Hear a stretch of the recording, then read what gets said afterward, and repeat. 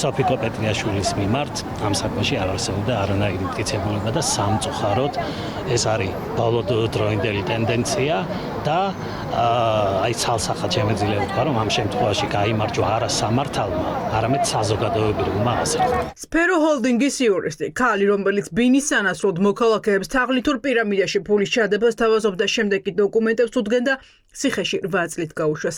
სოფიო პეტრიაშვილს გამოძიება მოქალაქეების კუთვნილი დიდი რაოდენობის თანხების გაფლანგვას ედავებოდა.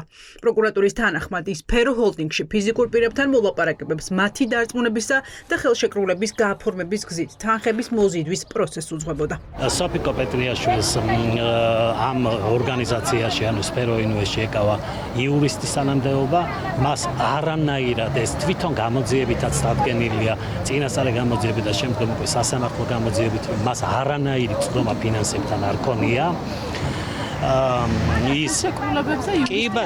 კი, რა თქმა უნდა, ხელშეკრულებებზე იურისტი ჩართულია, მაგრამ აქ კიდე შერჩევით სამართალთა გვაქვს საქმე, იმიტომ რომ სოფიკოს გარდა უამრავ იურისტს აქვს ხელი მოწერილი ანალოგიურ ხელშეკრულებაზე. ვის მაგალითად კომპანიის? კომპანიის იურისტებს. 12 მილიონის გაფლანგვის საქმეზე გამოძიებამ დაადგინა, რომ გივი წულეისკირმა და გიორგი მურუსიძემ ფიზიკური პირებისგან დიდი ოდენობით თანხების მოტყუებით დაუფლების მიზნით სფერო ინვესტი დააფუძნეს.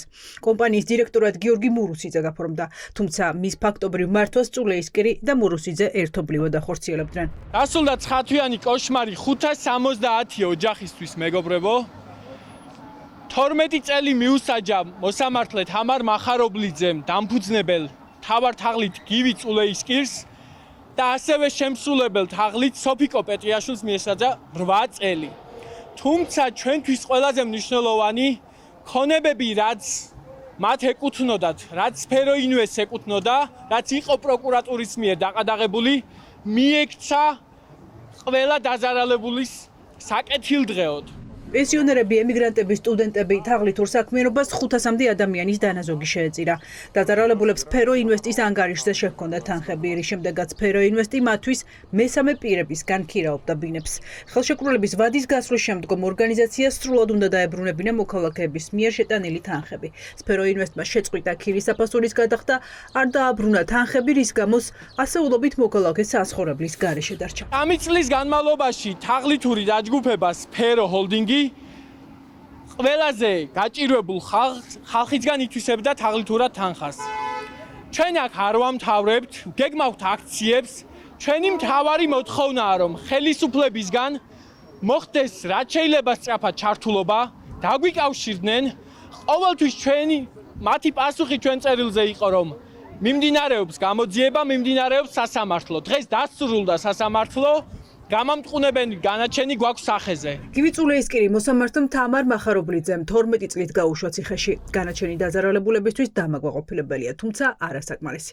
ქუჩაში დარჩენილი 500-მდე ადამიანი საკუთარი ფულის უკან დაბრუნებას ახლა სახელმწიფოს თხოვს. პირველ რიგში ქონება, რაც მოსამართლემ ჩვენ საკეთილდღეოდ მიმართა, ველოდებით გიორგი მურუსიძის კომპანიის დირექტორის ექსტრადირებას იტალიიდან, რათა მოხერხდეს სასწრაფოდ ამ ქონების რეალიზაცია.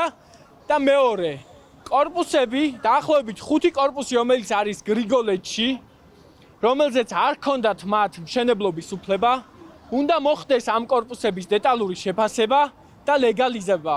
რაც შეიძლება სწრაფად სახელმწიფომ უნდა შემოიყვანოს დეველოპერი, ინვესტორი, რათა გასხვისდეს ეს კორპუსები და ეს ადამიანები, რომლებიც დღეს ქუჩაში იმყოფებიან, სასწრაფოდ დაკმაყოფილდნენ. დაზარალებულები აქციების დაწყებას აანონსებენ და მთავრობას პრობლემის გადაჭრას თხოვენ. საქმე ამით არ სრულდება. პროკურატურა იტალიაში დაკავებული სფერო ინვესტის დირექტორის გიორგი მურუსიძის ექსტრადირებას ელოდება.